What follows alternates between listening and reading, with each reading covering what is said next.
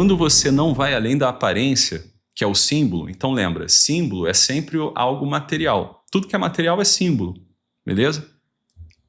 Tudo que é material está conectado com outra coisa material, que está conectado com outra coisa material, que faz parte de uma cadeia, a cadeia do ser, a grande cadeia do ser. Então, Deus dá existência a todas as coisas, Ele é a causa de todas as coisas, e por isso as coisas estão conectadas nele, beleza? Então, através da simbólica, você consegue ir subindo a hierarquia. Mas você vai chegar no quê? Você vai chegar no ser. Né? Você vai assim, tudo que existe tem por substância o ser de Deus. Deus é a base da existência de tudo quanto é. Entendeu? Até mesmo do demônio. Então, né, por, digamos assim, dedução lógica, você fala, olha, se Deus é a substância de tudo que existe, ele também é a substância da existência do demônio. Logo, o demônio, né, ele não é o Deus do mal. Ele é criatura. Logo, Deus não tem inimigo. Tá claro? Então, aqui você já rompe com uma visão maniqueísta. O que é a visão maniqueísta, gnóstica? Tá? Essa visão de que a realidade está dividida. Então, você tem do lado aqui o Deus bom e do outro lado o demiurgo, o Deus mau. E eles estão competindo entre si. Beleza? Qual é o efeito prático disso daqui na nossa vida? Mesmo que você não entenda nada, teoricamente, do que eu estou dizendo. O efeito prático disso daqui é você olhar para a doença, para a pobreza, para a miséria, para o pecado, até mesmo para o próprio demônio, tá? E achar que essas coisas elas têm substância, elas são, assim, essas coisas são adversárias de Deus, que é todo-poderoso. Assim, cara, se Deus é todo-poderoso, meu amigo, e você reza isso todo domingo na Santa Missa, né? É o primeiro artigo de fé. Creio em Deus Pai onipotente, Criador do céu e da terra, de todas as coisas visíveis e invisíveis. Acabou. Se tu medita o primeiro artigo de fé do creio, do credo, tu vai falar, porra, né? Se eu creio em Deus Pai Todo-Poderoso, acabou.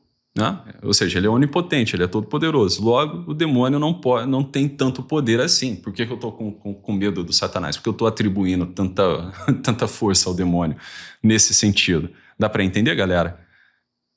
Então, isso é falta de meditação. Tá? Isso é falta de parar, olhar para as coisas com um pouco mais de seriedade, que é a prática que o padre Luigi Giussani, que eu falei lá na primeira aula, chama de senso religioso, ou seja, a capacidade de você levar a experiência da vida a sério. Quando você leva a experiência da vida a sério, você fica meio que indignado. Você fala, cara, eu não sei, eu preciso saber. Esse eu não sei, eu preciso saber é o quê? A busca de sentido. Entende? A busca por um sentido, por uma resposta. Tá certo? Perfeito. Então veja que os símbolos, eles podem ajudar, mas eles podem complicar também a nossa vida. Beleza? Então, a descrição simbólica, ela é prévia. É assim, você tentando arranhar o que uma coisa é. Vamos lembrar lá de Camões, que eu citei também. Amor é fogo que arde sem se ver, é ferida que dói não se sente, contentamento descontente. Ele está arranhando ali a superfície do que é o amor. Ele não está descrevendo conceitualmente o que é o amor. Beleza? Ele não está te dando assim, uma contemplação pura do que é o amor. Porque a contemplação pura do que é o amor, só a religião pode te dar. Né? Só a graça pode te dar. Tá? Quem que tem essa contemplação de modo mais puro do que é a realidade do amor? Um santo de sétima morada. Beleza? Um São João da Cruz, uma Santa Teresa d'Ávila, um São Padre Pio, né? Essas pessoas, elas têm uma contemplação pura do que é o amor, elas conseguem enxergar o que é o amor.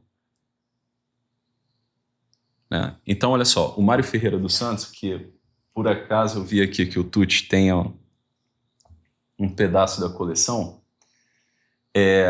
nesse livro aqui, deixa eu até pegar aqui.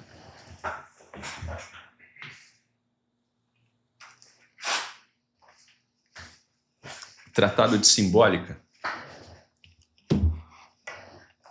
Essas edições dos livros do Mário Ferreira, elas não são boas, tá? Porque elas são feitas com base em transcrições de aula. Mas dá para você entender. Eu não sei se tu vai achar difícil de achar isso daqui, tá? Talvez aí na estante virtual tu ache. É interessante, mas assim, não é necessário. Mas é interessante para quem gosta de estudar. É interessante. Então, nesse tratado de simbólica aqui, quando ele vai explicar mais para frente as coisas, ele dá o seguinte esquema. Ele fala assim, ó. A criança usa os símbolos por deficiência. O que ele quer dizer com isso? Que a criança, como ela não sabe o que as coisas são, então ela chama uma coisa de outra. Beleza? Por exemplo, geralmente mulheres têm cabelos longos. Então, é natural que, mesmo que uma criança veja um homem, entende? Uma criancinha, ela vai, um homem cabeludo, barbado, vai ser uma mulher de barba. Entendeu? Então, ela conecta uma coisa com outra por deficiência, tá? Então, criança usa os símbolos por deficiência. O artista usa os símbolos por suficiência. Então, é uma pessoa que tem domínio dos símbolos e ele consegue, através da manipulação, e manipulação aqui não é a conotação negativa da coisa, ele consegue fazer você enxergar uma outra coisa a partir daquilo que ele está escrevendo. No caso, Camões, né? Então ele está, se você lê ali, né, esse soneto, Amor é fogo que arde sem se ver,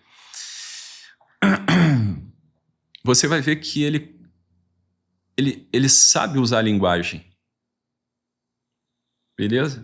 Então, ele consegue usar suficientemente os símbolos. Agora, é o discurso poético, né? Próprio do poeta. A criança, ela usa por insuficiência. Então, ela não tem o domínio da linguagem, ela não tem domínio simbólico, então ela conecta uma coisa com outra porque ela não sabe o que é. Beleza? E aí fica mal conectado, né? Se não tiver o adulto ali para falar para ela, não, homens também podem ter cabelos longos. Ela vai achar que homem de cabelo longo é mulher de barba. Beleza? Então, criança usa os símbolos por deficiência, o poeta, os artistas usam por suficiência, tá? E os santos, o místico, ele usa por proficiência. Insuficiência, suficiência e proficiência. Então, por exemplo, se você pegar ali o livro de Santa Teresa d'Ávila, Castelo Interior, Moradas, ou o livro, os livros de São João da Cruz, né? Subida ao Monte Carmelo, que ele vai tratar da evolução espiritual, né? Da vida mística. Então ele usa um monte para falar do itinerário que uma alma tem que passar para chegar até o topo do monte. Beleza? Ele e Santa Teresa d'Ávila estão falando da mesma coisa. Agora, isso não quer dizer que a alma humana é como um castelo feito de círculos concêntricos e que na sétima morada, ou seja, no círculo menor do castelo, ali está o rei que é Deus. Isso é uma imagem que ela está usando para que a gente consiga pensar a realidade da alma e o itinerário de vida espiritual. Entendeu? Então veja, os símbolos eles podem ajudar, mas eles podem te confundir também. Tá claro? Só que não tem como você fugir da linguagem simbólica.